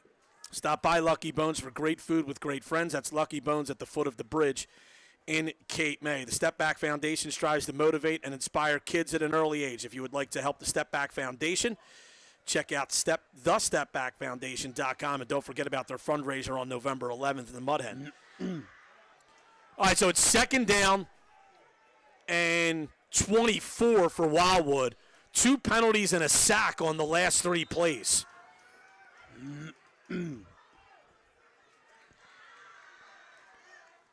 Hans in the shotgun. Takes the snap, back to pass, looking, fires, caught, hook and lateral. Ryan Troiano can't hang on to it, and now Eustace has it, and they're running down the field, and they have it inside the Wildwood 40-yard line.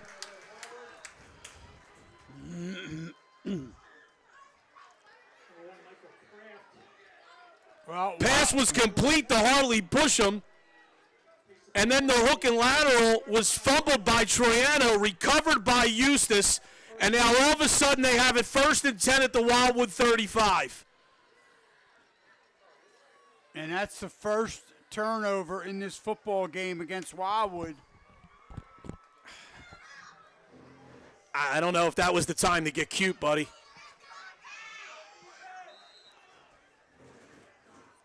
So Eustace now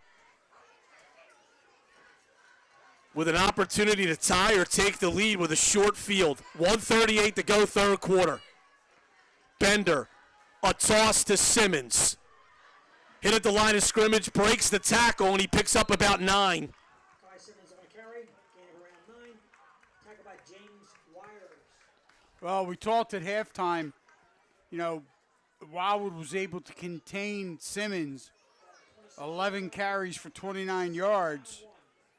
But here in the second half, Brian, he's now carried the ball 5 times for 29 yards.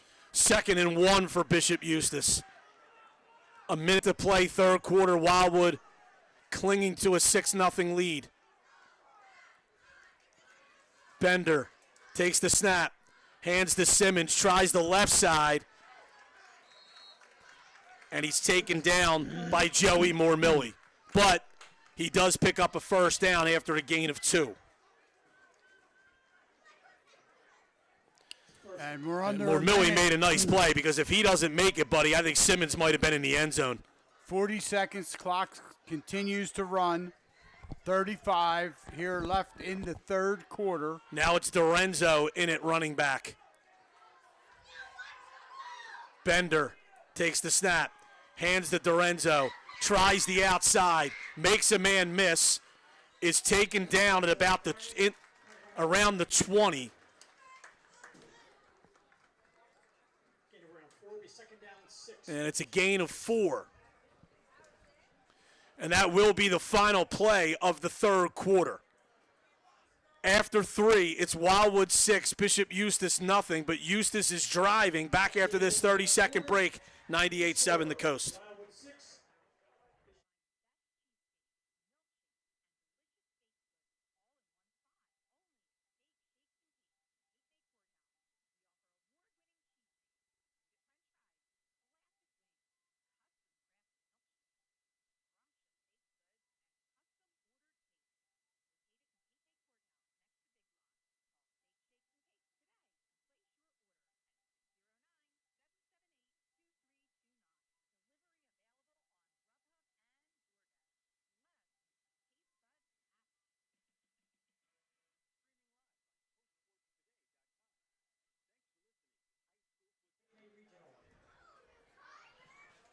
Brian Kniff with Buddy Tarbot and Sam Cohen handling the live video on Coast Sports Today Facebook page. Thanks for joining us on 98.7 The Coast. Wildwood leading Bishop Eustace 6-0 as we go to the fourth quarter, but Bishop Eustace has a 2nd and 6 at the Wildwood 20-yard line. And you go back to that 2nd and 24 play, and Wildwood tried a hook and lateral play. And I think really what threw that off, Buddy, was Harley Busham, the receiver. I think he got hit at the same time he was trying to toss the pitch. It was a little behind Ryan Troiano.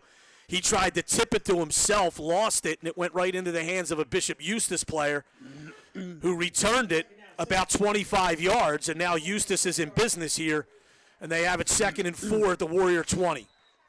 Well, here we go again. The Wildwood defense has come up with multiple big stops in this football game, and now they got to do it again right here. Bender hands to Simmons, and he's still on his feet, picks up maybe 3. Well, he gets it inside the 20. Brings up 3rd and 3.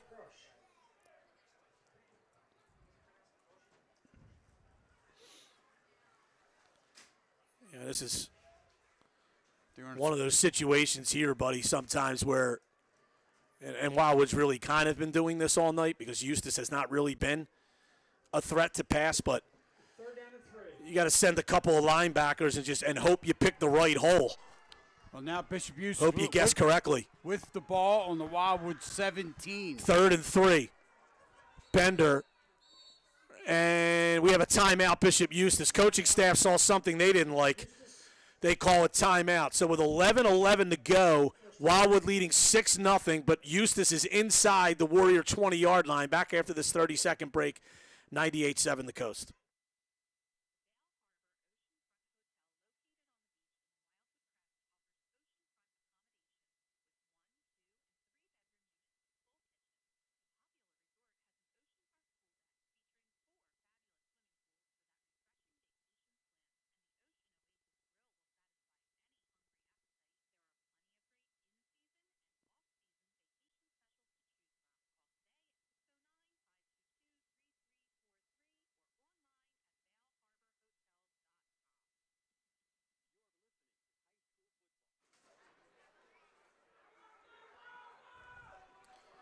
All right, 3rd down play here, 3rd and 3 for Bishop Eustace. Ball at the Warrior 17-yard line.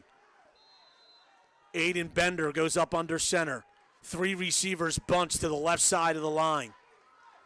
It's a toss to Simmons. He's hit the backfield, taken down. Wow. Anthony Freeman, big play there. And it's going to bring up 4th and long as Simmons loses about 5.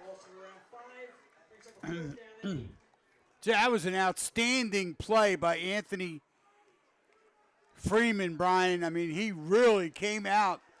He ripped through the left side of that Bishop Eustace line. Well, and what a great tackle. Really wrapped him up. Really, really big play here. 4th and 8 for Bishop Eustace. Ball at the Warrior 23-yard line. 10:34 to go in the game. Wildwood leading 6-0. Wildwood has to watch for the long count here. Bender under center. Takes the snap. Hands to Simmons. Trying the left side. He's going to have a 1st down and more as he's inside the 15-yard line. And that was. He needed 8. He picked up about 10 or 11 down to the 11-yard line. And that was a great execution by Bishop Eustace on that play. Gain of 11 down to the Warrior 11. Around the right side, and Simmons did a great job of using his blockers. They hand it off again, and Simmons this time.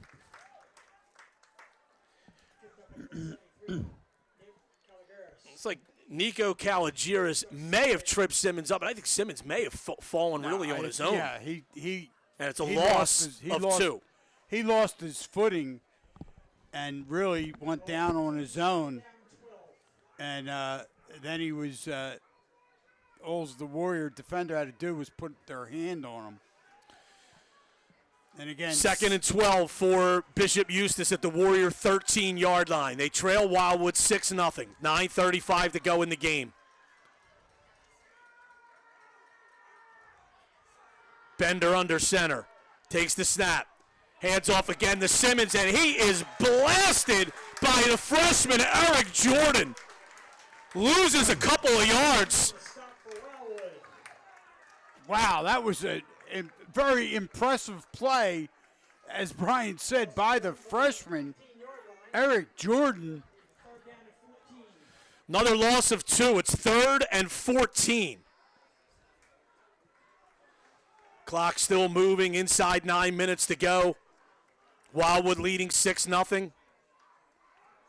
3rd and 14 at the Warrior 15-yard line for Bishop Eustace. Eustace has been in Warrior territory a few times this evening, and Wildwood stopped them each time. They need another big stop here. 3rd and 14. Bender in the shotgun. Takes the snap. Tosses it to Dorenzo, who's going to throw. It's dropped by Simmons.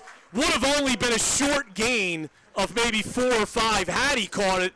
And it's going to bring up 4th down and 14. That was a case right there where Simmons, Mikael Simmons, he just, before he caught the football, he was looking downfield because he could hear, Warriors were coming, and he wanted to see, but, and therefore he drops the ball. And as Brian said, that brings up a 4th down and 14, 8:29 to go. So 4th and 14 at the 15. Bender, empty backfield, back to pass, rolls to the right, throws to the end zone. It's too high and incomplete. Had a man open at the goal line and overthrew him.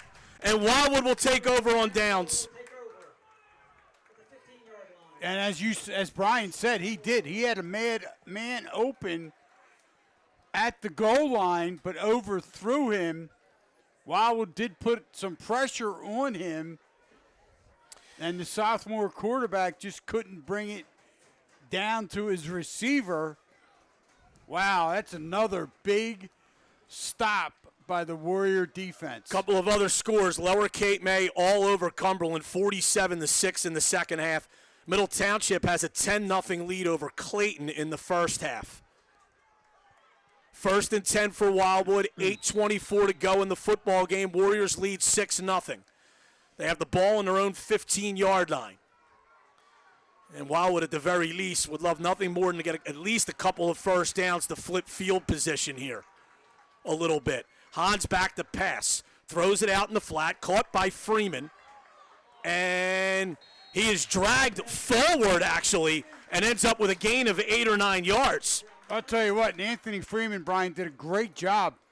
He looked at the sideline after he made that initial catch and said, no, I don't want to go there, turned it back upfield. Right, and when the defender hit him, buddy, he actually drug him forward as he tried to bring him down. So what could have been a gain of 5 ends up as a gain of 9, and it's 2nd down and 1. And the clock is still continues running. to move, right, as we approach 7:40 to go in the football game with Wildwood leading 6-0.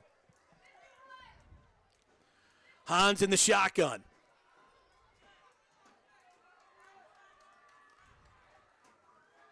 Takes the snap. It's a draw, and he's hit and taken down for a loss. Wow, and that's a significant loss. So we go from a 2nd down and short, well, that might be about a 5-yard loss, Brian. Yeah, it's a loss of 4. It's 3rd and 5 now.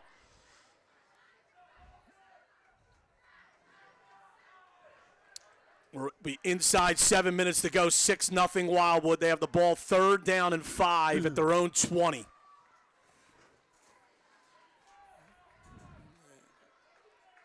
And if they don't get a first down here, we're going to have the Warrior defense being called upon again. 3rd and 5 for Wildwood. 4 receivers set, 2 to each side. Oh, high snap. It's going to go into the end zone. Hans is tackled in the end zone for a safety. Wow. Yeah, you can say that again. So it's now 6-2. Safety. Hans tackled in the end zone. And Hans, again, it'll come with experience. He actually would have done better to just bat the ball out of the back of the end zone. He picked it up and tried to run. And really, he was probably better off getting tackled in the end zone, buddy, as opposed to getting out and getting tackled at the 1 or 2. Now Wildwood will kick off from their own 20, leading 6-2 with 6:28 to go. A grand slam by Bishop Eustace could tie it, buddy. Yeah, right. And you know, I mean, Junior Hans, he's thinking there, though, it wasn't 4th down, it was 3rd down. Right. So if he can get at least out of the end zone, they could try. They're going to punt. Punt, yeah. But nonetheless, he is tackled in the end zone. Well, their defense is going to have to come up big again. They've done it all night. But you're getting to the point now, and both of these teams have it, but you're getting to the point now where you have, 8 or 9 kids that are playing on both sides of the ball every play. And you just wonder, do they have enough left to make one last defensive stop, at least one last defensive stop? 6:28 to go. Wildwood leading 6-2 after the safety. Hans kicks it. That's a good kick. It rolls to the 40. Picked up there by a Eustis player, still on his feet, inside the Wildwood 45. But all in all, with Wildwood's kicking game, buddy, that actually is Eustis could have been in much better position. And credit goes to the Bishop Eustace return man there, as he did do a good job of picking that ball up on his own 42, getting it across the 50 down to the Wildwood 42, where it will be 1st and 10, 6:22 left in this football game, and the Warriors clinging to a 6-2 lead. And as Brian said, the Wildwood defense needs to come up big yet again. 1st and 10 for Bishop Eustace at the Wildwood 42. Handoff to Simmons. Tries the left side, cuts it through the middle, and is taken down after a gain of about 5 or 6.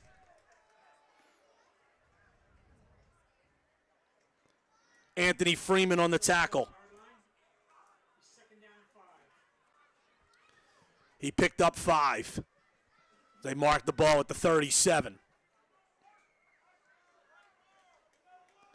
2nd and 5 for Bishop Eustace. Wildwood 6, Eustace 2, 5:50 to go in the football game.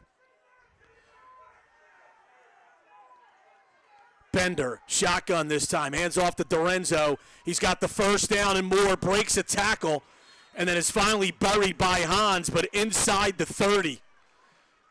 And it's a gain of about 9. And Dorenzo took that handoff, and he went off center between the center and the guard, and he kept his feet. He's got big, thick legs, Brian, and he kept those feet choppy. 1st and 10 at the Warrior 28. Bishop Eustace working quickly now as they come right up to the line of scrimmage. Bender in the shotgun, another handoff to Dorenzo. This time he's hit at the line of scrimmage for no gain. Eric Jordan again in there, buddy. Well, I'll tell you what, the freshman is making a name for himself in tonight's contest, that's for sure. Bring up 2nd and 10. We're inside 5 minutes to go. Wildwood leading 6-2. 2nd and 10 at the Wildwood 28 for Bishop Eustace.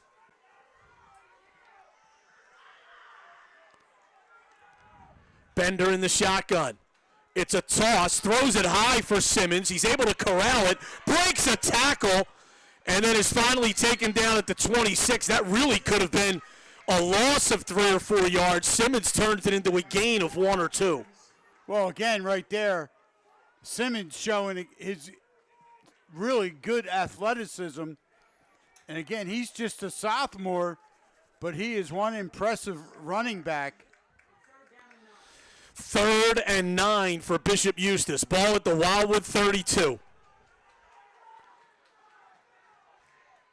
2 receivers to the far side, 1 to the near side. Bender in the shotgun. Another toss to Simmons. And he's taken down short of the first down. It's going to bring up 4th down and short. He picked up about 6. It's going to be 4th and 3.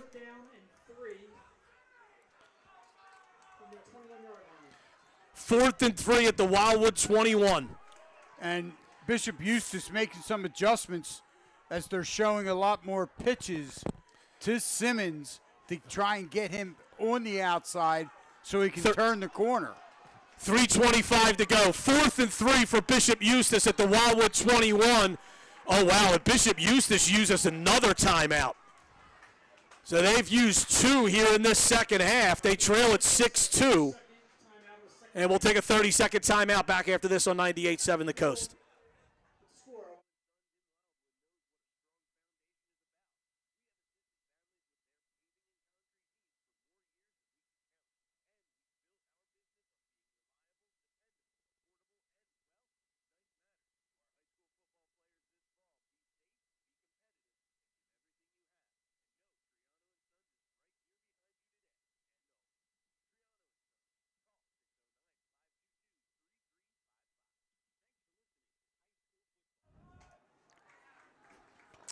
Brian Kniff with Buddy Tarbot and Sam Cohen on the video for us. 6-2, Wildwood leads. 4th and 3 for Bishop Eustace. 3:20 to go at the Wildwood 21. Bender hands it off to Renzo. And I think his extra effort, I think, is going to get him the first down. I think it's going to get it for him easily. I think it's a pickup of about 4 as DeRenzo gives Eustace the first down. Well, DeRenzo, he just puts his head down and hits that line, his offensive line, Yep. and really keeps those legs dry. Yeah, and I think when he was initially hit, Buddy, if he was brought down, I think he would have been short. But as you said, he was able to push that pile another 1.5 yards or so and got the first down. Well, 1st and 10 for Eustace at the Warriors' 17-yard line. Toss to Simmons, and he dropped the toss. It was a little low. He has to dive on it, and it's a loss of 2 or 3.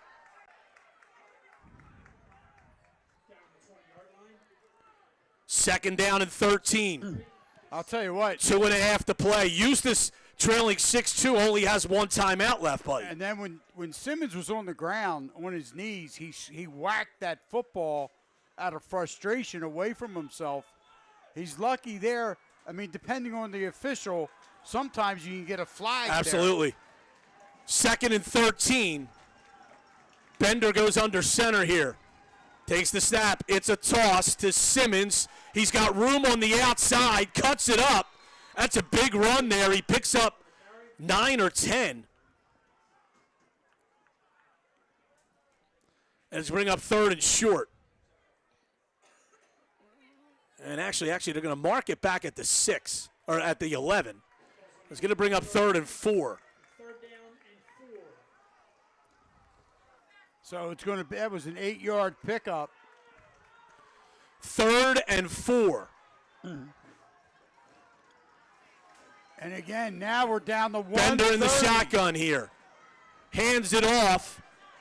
And slipping and falling, maybe up close to that first down, was DeRenzo.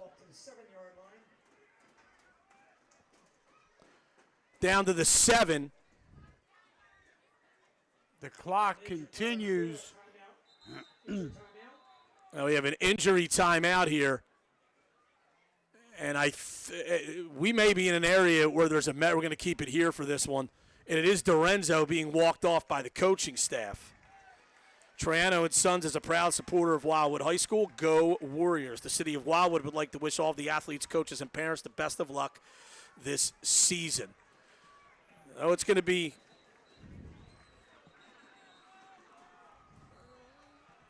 And what do we have here?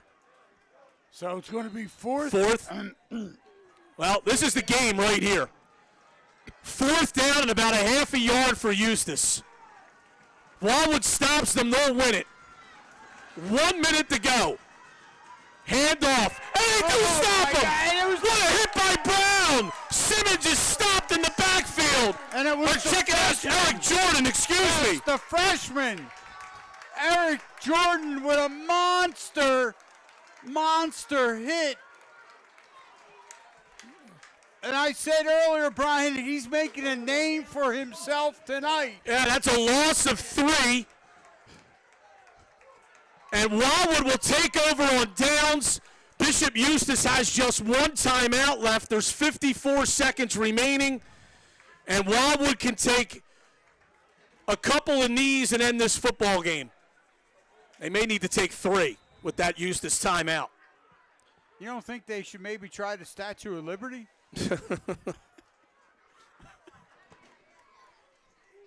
54.9 seconds left to go. It's the Warriors 6, Bishop Eustace 2. And Wildwood looking to close this out. And Wildwood's going to call a timeout. Timeout, Wildwood. They have it at their own 10 First time out of the second half. with 54 seconds to go. And, you know, buddy, we're going to keep it here. The interesting thing here is Wildwood has solely shown that they are a shotgun team. So, and the last time they snapped the ball on offense, it went over Hans's head for a safety. Yeah. You wonder, you know, will they bring Hans up under center to take a snap that way? And they're, you know, look, nothing's guaranteed. We saw what happened at the end of the first half. Wildwood really needs to be taking knees here. Bishop Eustace has 1 timeout left with 54 seconds to go. 3 knees ends the game. They could call a timeout after the first play. Mormilli is very deep in the back the goal line. Hans is still in the shotgun. Takes the snap, runs forward a yard or 2, and then falls to the ground. Well, he was just trying to get back to the line of scrimmage. Which he does not. It's going to end up being a 3-yard loss. Wow, and Eustace didn't even take their time out there, buddy. No, they did not. 30 seconds left.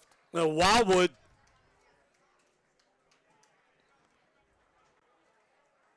has to snap the football.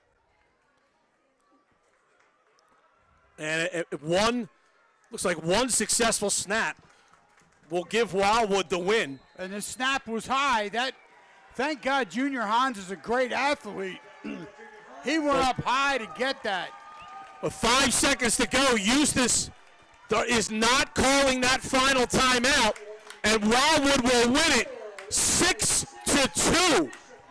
A second quarter touchdown by Joey Mormilli holds up. And what a defensive effort by Wildwood here tonight to get their first win of the season, 6-2 over Bishop Eustace. We will take a 30-second timeout. We'll come back to wrap this one up after this on 98.7 The Coast.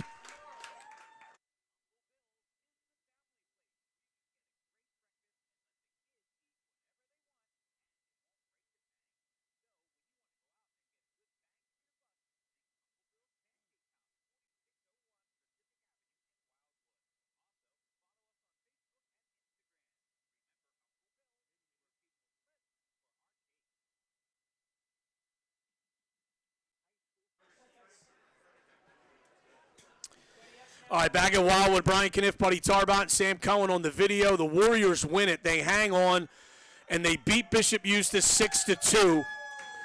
Biggest play of the game made by a freshman, Eric Jordan, on 4th down and a half a yard from the Wildwood 7-yard line. Stops the Bishop Eustace running back for a 3-yard loss with a minute to go, and Wildwood holds on the win 6-2. You know, and Brian, kind of a sloppy game, buddy, but a great game nonetheless. Yeah, I mean, hey, great game to watch. It was very, very exciting. You know, both teams, Bishop Eustace able to move the football, you know, down the field. They just weren't able to punch it in and get a score. Wildwood came up big defensively, forcing a turnover and then getting some 4th down stops. You know, to keep Bishop Eustace out of the end zone, and the Warriors did enough. They did enough tonight to win this football game, and that's huge. It's their first win of the season. You know, they're now 1-2. They're 1-1 in the Horizon Division, which is like wide open. You know, that can be anybody's division, what a lot of people were saying in the preseason. So, you know, Coach Ken Loomis and his staff, I mean, they got to be happy with the outcome. Is there room for improvement? Absolutely. But you know what? When you win a football game, practice is a lot easier on everybody. So a 6-2 Wildwood win as they hold on at the finish with a big defensive effort in the shadow of their own goalposts. For Sam Cohen on the video, for my partner Buddy Tarbotton, Norm back at the studio, all of our gracious sponsors, I'm Brian Kniff. This has been high school football on 98.7 The Coast. Wildwood wins it 6 Eustace. Thanks for joining us. Stay tuned for more.